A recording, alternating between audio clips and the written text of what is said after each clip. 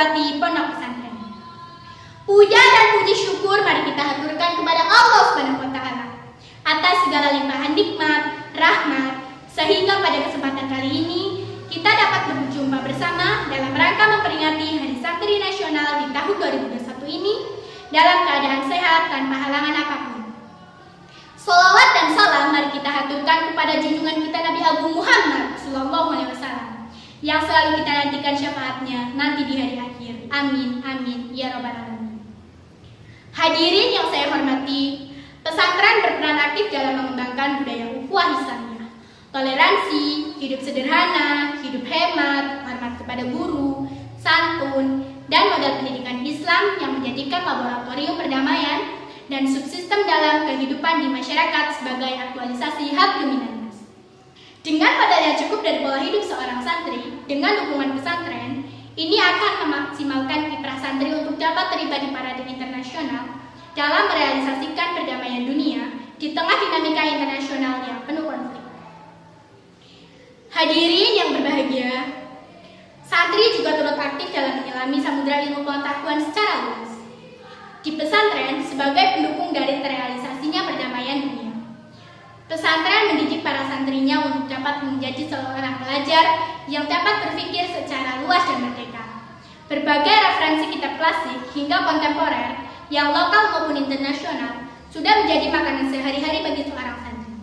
Tergambar dari kesehariannya yang rutin belajar dan terus belajar dengan kitabnya. Gadget berganti menjadi kitab yang senantiasa dibawa oleh santri kemanapun. Hadirin yang saya hormati, santri mempelajari banyak varian ilmu pengetahuan, mulai dari ilmu duniawi dan ilmu ukhrawi. Di pesantren tanpa mengenal dikotomi keilmuan. Memang identiknya santri terbiasa mempelajari ilmu pengetahuan Islam. Namun, santri pun tak lupa untuk mempelajari ilmu pengetahuan umum lainnya.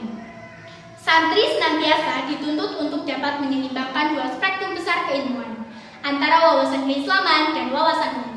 Tujuannya supaya kelak santri akan menjadi excellent personality dengan berbekal ilmu pengetahuannya yang melimpah. Hadirin yang berbahagia, moderasi beragama sesungguhnya terkunci terciptanya toleransi dan kerukunan. Moderasi beragama yang dalam Islam disebut wasatiyah merupakan proses meyakini, memahami, dan mengamalkan ajaran agama secara adil dan seimbang, yang akan menghasilkan cara pandang, sikap, perilaku yang selalu mengambil jalan tengah di antara dua hal atau ekstremitas. Dua hal di sini adalah antara jasmani dan rohani, antara teks dan konteks, antara idealitas dan kenyataan, antara hak dan kewajiban, antara orientasi keagamaan dan orientasi kebangsaan, antara kepentingan individual dan kemaslahatan umat atau bangsa, serta keseimbangan antara masa lalu dan masa depan.